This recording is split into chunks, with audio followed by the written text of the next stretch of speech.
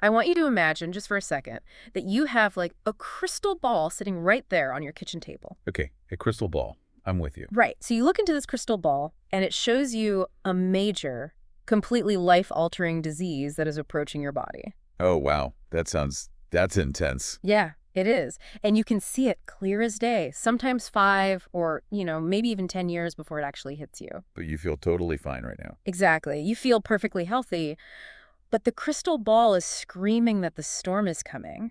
But here is the terrifying catch. Oh. Once you see it coming, you realize you have absolutely no idea how to stop it. Oh, man.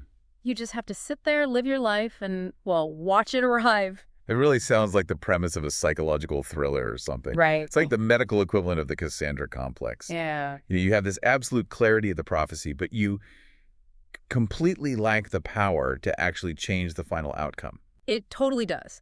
But that exact scenario is actually not fiction at all. It is the very real, very frustrating reality of a massive medical paradigm shift. And that's actually the mission of today's deep dive. I love this topic. It's such a fascinating snapshot of medical history. It really is. So we are unpacking a highly influential paper today. It was published back in 2001 in the Journal of Clinical Investigation. By two absolute giants in diabetes research, right? Yeah. Abner Louis-Neikens and Oak Lernmark. Yes, exactly.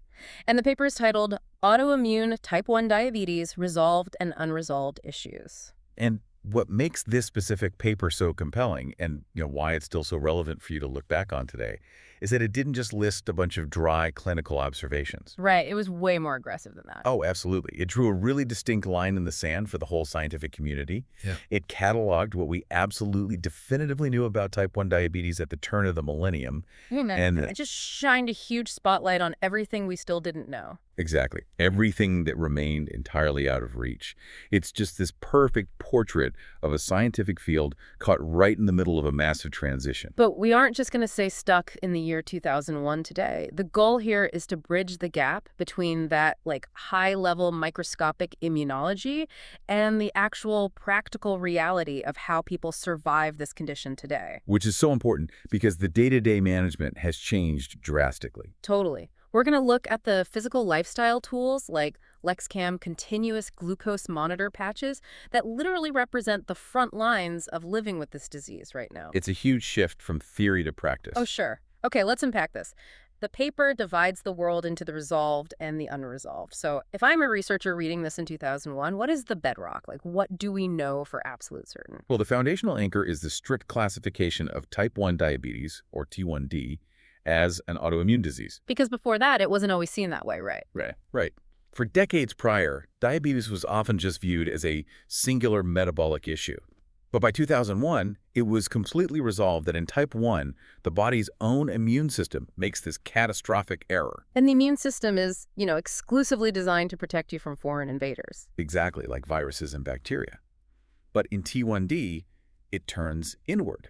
It mistakenly targets and systematically destroys the insulin-producing beta cells. Which are located inside the pancreas. Yep, exactly. I want to pause on that destruction for a second because the scale of it, before anyone even realizes it is happening, is staggering. It's huge. The sources note that by the time a patient actually feels the classic physical symptoms, which are, extreme thirst, frequent urination, and sudden weight loss. A massive amount of damage is already done. Right. We're talking about 60 to 80% of those beta cells having been completely wiped out. Yeah. How is it even biologically possible to lose 3/4 of a vital cellular function and just, not notice? Well, because the human body is a master of compensation. Oh, interesting. Yeah, the surviving 20 to 40% of those beta cells essentially go into hyperdrive.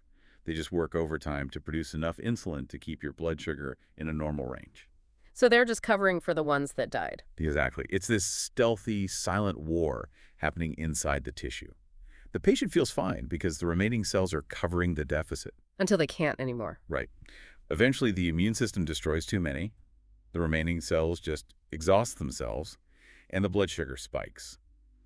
That's when the extreme thirst hits. Because your kidneys are frantically trying to flush the sugar out, right? Exactly. Desperately trying to flush the excess sugar out of your blood through your urine. So the ambush is basically already over by the time you feel sick. In many ways, yeah, it is.